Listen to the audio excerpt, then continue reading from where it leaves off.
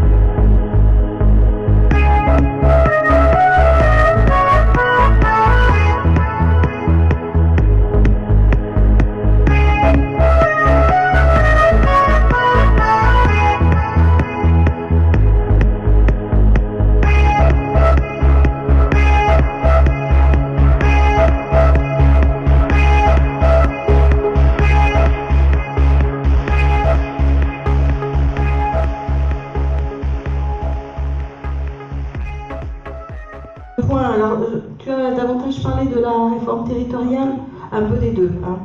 D'accord. Donc, moi, ce que je voulais dire, c'est que c'est vrai que cette réforme territoriale, elle doit quand même démanger, si je peux parler ainsi, Nicolas Sarkozy. Elle doit le démanger parce que il est de tradition de droite, depuis le 19e siècle, d'être plutôt sur un État fort, très représenté, très centralisé. Et donc, nul doute que son retour au pouvoir, eh bien, il avait envie de revenir à cette préfiguration. Pour lui, je crois que c'est surtout un gage pour sortir, être un gage d'efficacité et de sécurité.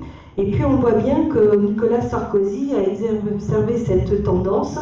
On le voit avec un Premier ministre qu'il juge plutôt comme un collaborateur, avec des ministres qui sont plutôt mis au rang de chargés de mission, et avec un Parlement qui pour lui est une contrainte inutile, et on est assez bien placé pour le voir assez régulièrement.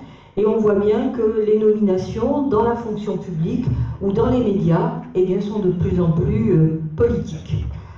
En réalité, pour lui, la décentralisation représente un danger. Elle génère pour lui des pouvoirs publics locaux qu'il contrôle de moins en moins. Et puis avec cette gauche, et heureusement qui a ce pouvoir délocalisé, eh bien lui, il le vit comme un affaiblissement du pouvoir central, et il n'a qu'une envie, c'est de couper j'allais dire le sifflet, si je peux me permettre ainsi, eh bien ces élections territoriales qui restent un vivier pour les élus d'opposition, et on le voit bien quand on regarde à la fois la carte des départements, à la fois la carte des régions, à la fois la carte des communes. Ça, je dirais qu'on pourrait lui voir ça sur des raisons idéologiques. Et puis bien sûr, il y a des objectifs politiques. Ce serait méconnaître le garçon que de ne pas penser qu'il a quelque chose derrière la tête. Alors, il a envie de stopper, et donc, même s'il n'y a pas réussi, mais quand même il ne démordra pas, il a envie de stopper la montée des régions, et notamment ces régions qui sont majoritairement à gauche.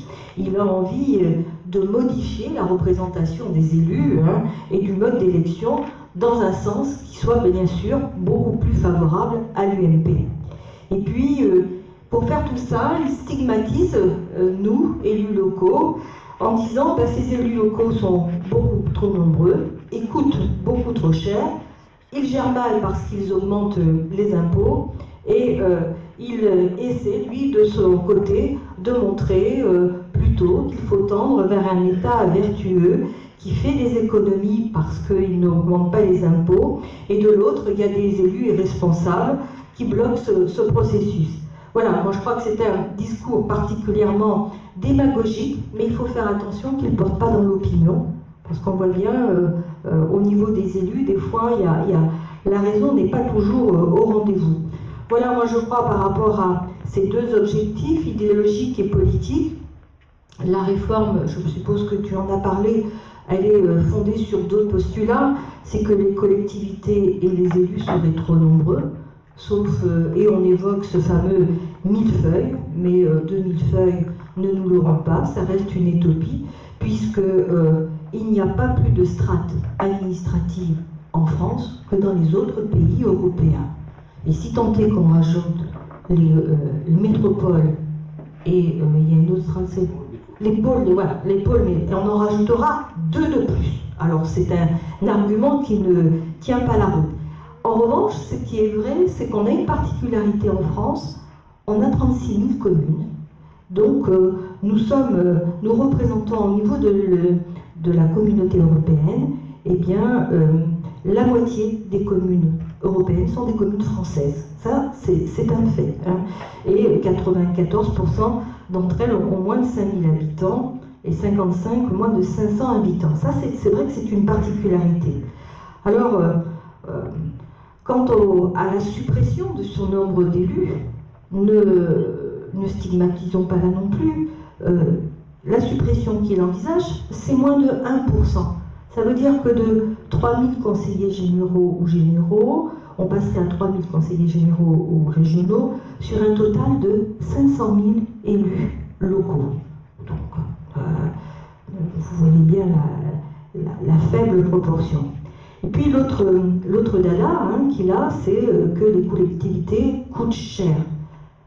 Sauf que moi je rappellerai ce garçon quand même à un peu de réalité et qu'il nous inflige une dette publique de 1500-600 milliards, on approche de 1600 milliards, et que contrairement à ce que font les collectivités locales, quand une collectivité emprunte, c'est pour donner un investissement. Et il y a le remboursement à la clé. Ce que ne donne pas à voir l'État actuellement, et on pourra aller vers l'actualité, le plan de rigueur qu'il dégaine, parce que, soi-disant, pour ne pas faire comme la Grèce, je crois qu'il a un bon argument pour nous mettre un petit peu un plan de rigueur qu'on a toujours dit qui arriverait, et on le voit bien arriver. Il l'habille sous couvert de la Grèce. Ça ne veut pas dire qu'il ne faille pas être prudent, mais quand même, je crois qu'il a une autre origine très largement. Je rappellerai aussi que c'est un argument qui sonne faux, ce qu'il dit, parce que rappelons que les collectivités locales investissent, telles qui assurent la dépense publique de plus de l'investissement public, de plus de 73-75%, et heureusement que cette dépense existe, parce que sur nos territoires, nos entreprises, nos artisans, eh bien, souffriraient encore davantage s'il n'y avait pas cet investissement public, et on le voit bien parce qu'au bout du bout, ce sont des services aussi à la population que l'on voit. Donc, et là encore, par rapport à nos amis européens, eh bien, cette dépense locale est plus faible en France, elle est de l'ordre de 21%, par rapport à l'Allemagne qui est de 43%. Donc, je vous donne un peu ces chiffres-là parce que c'est aussi le but de ces soirées, c'est qu'on rentre un petit peu dans le détail et qu'on ne soit pas que dans des généralités, parce qu'on est rattrapé, comme tout le monde, les uns et les autres, par un discours très unique, et au fil du temps, et on perd un peu...